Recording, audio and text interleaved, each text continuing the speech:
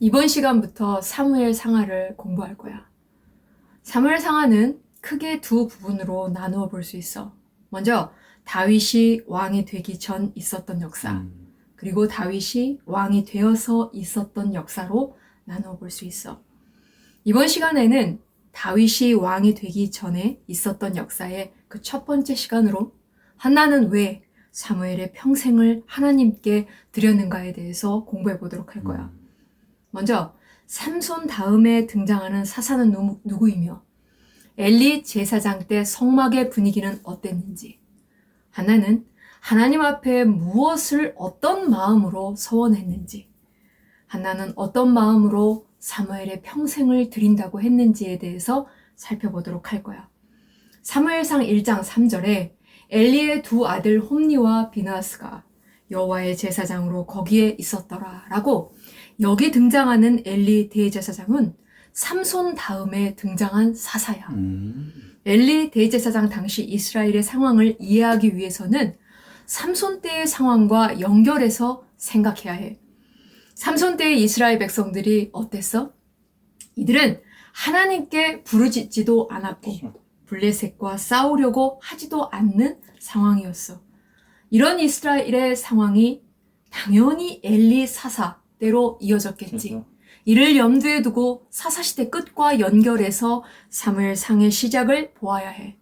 지난 시간에 공부했던 사사기에서 뒤에 두 사건은 이스라엘의 영적, 사회적, 정치적 상태를 보여주는 사건들이었어. 그런데 이제 더 나아가 이스라엘의 영적인 구심점인 성막의 상황을 보여주면서 사무엘상이 시작되고 있어.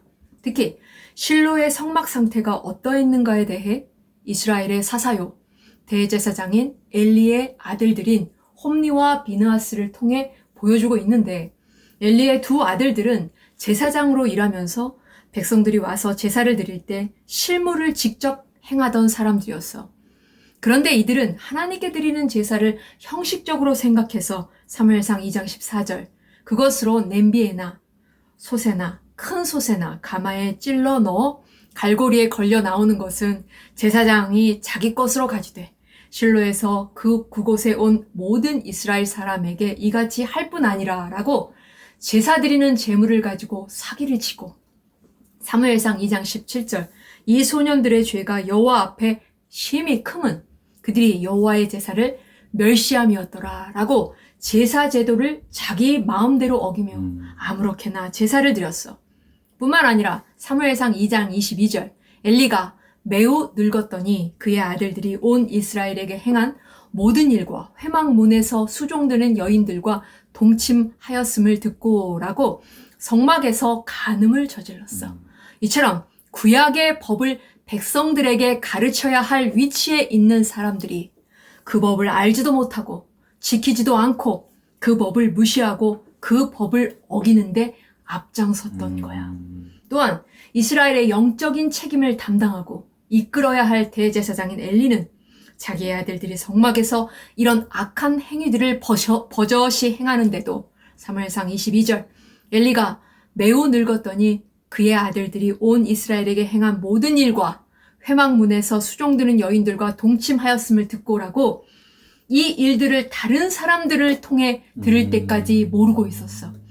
모든 사람들이 알 정도로 성막 안에서 행해지는 악행들에 대해 백성들이 이끌어야 할 영적 지도자인 대제사장이 무지에 있었던 것을 보면 이스라엘의 중심인 성막이 어떠한 상태였는지 짐작할 수 있다라는 말이야. 그렇죠. 사실 사무엘상은 한 여인의 이야기로 시작하고 있어. 즉 삼손으로 끝을 맺는 사사기에 이어 한나의 이야기로 사무엘상이 시작되고 있다는 말이야. 사무엘상 1장 1절 에브라임 산지 라마다임 소빔에 에브라임 사람 엘가나라 하는 사람이 있었으니 그는 여로암의 아들이요 엘리후의 손자요 도의 증손이요 숲의 흰손이더라 라고 엘가나라는 사람이 등장하는데, 그에게는 2명의 아내가 있었어. 그중 엘가나의 사랑을 받았던 한나는 아이를 낳지 못해 깊은 슬픔에 빠져있는 여인이었어. 한나는 엘가나와 함께 하나님의 말씀대로 1년에 3번 실로의 성막에 나와 하나님께 예배와 제사를 드리면서 자기의 슬픔을 하나님 앞에 간절히 기도드렸어. 원래 하나님께서는 이스라엘 백성들에게 1년에 3번 하나님 앞에 모두 나와서 함께 제사를 드리도록 명령하셨어. 왜 이처럼 명령하셨느냐 하면 이스라엘의 백성들의 결속과 하나님 앞에서의 정체성과 사명을 인식하도록 하기 위함이었어. 그러나 대부분의 이스라엘 백성들은 이 명령을 지키지 않는 상황이었고 엘가나와 한나는 그런 상황 중에도 하나님께서 하신 명령을 지키고 있었던 거야. 그렇게 예배와 제사를 드려야 하는 자리를 알고 하나님 앞에 나온 한나는 간절히 기도하던 중에 사무엘상 1장 10절에서 11절 한나가 마음이 괴로워서 여호와께 기도하고 통곡하며 서원하여 이르되 만군의 여호와여 만일 주의 여종의 고통을 돌아보시고 나를 기억하사 주의 여종을 잊지 아니하시고 주의 여종에게 아들을 주시면 내가 그의 평생에 그를 여호와께 드리고 삭도를 그의 머리에 대지 아니하겠나이다 라고 하나님께서 아들을 주시면 그의 평생을 하나님 앞에 드리겠다고 서원했어. 먼저 한나는 하나님께 드리는 서원의 기도의 깊은 의미를 한번 생각해보자. 한나는 단지 자신의 처지, 아이를 낳지 못하는 처지를 면하기 위해 또는 자기의 부족함을 채우기 위해서 하나님께 간절히 간구했던 것이 아니야.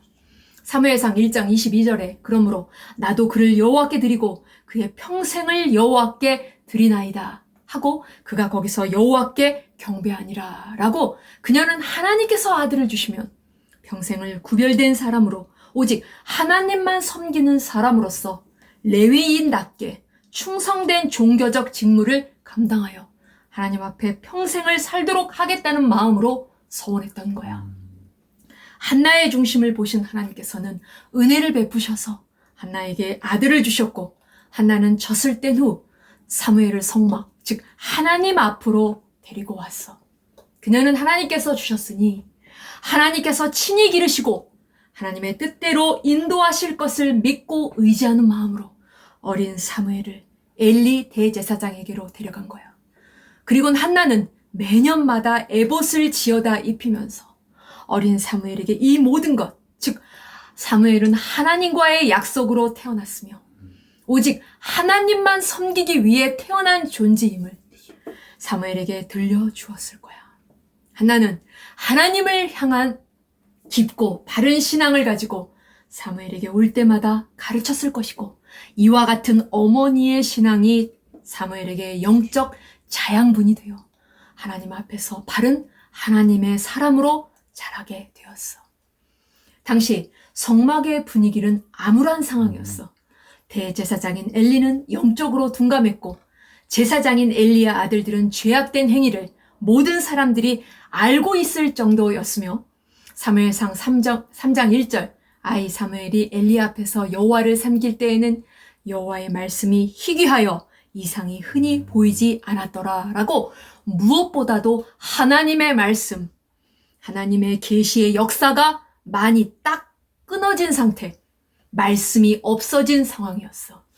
한나와 같은 영적인 깊이를 가진 여인이 이러한 성막의 분위기를 모를 리가 없었어. 하지만 한나는 성막의 암울한 분위기를 본 것이 아니라 사무엘상 2장 10절 여호와를 대적하는 자는 산산이 깨어질 것이라 하늘에서 우레로 그들을 치시리로다. 여호와께서 땅끝까지 심판을 내리시고 자기 왕에게 힘을 주시며 자기의 기름 부음 받은 자의 뿔을 높이시리로다 하니라 라고 노래한 것처럼 성막의 임재에 계시는 하나님만을 바라보았어. 이에 사무엘상 1장 24절 젖을 뗀 후에 그를 데리고 올라갈새 수소 3마리와 밀가루 1에바와 포도주 1가죽부대를 가지고 실로 여호와의 집에 나아갔는데 아이가 어리더라 라고 자기가 믿고 바라보고 찬양하는 하나님 앞에 사무엘을 드렸어. 하나님께서는 오직 하나님만을 바라보면서 하나님만을 섬기도록 자신의 가장 소중한 존재, 가장 소중한 아이를 드린 한나와 같은 여인을 통해 암울한 사사시대 속에서 이스라엘을 비춰줄 사무엘과 같은 빛을 준비하셨고 결국 이런 여인을 통해 하나님의 나라를 이어가셨던 거야. 알겠지?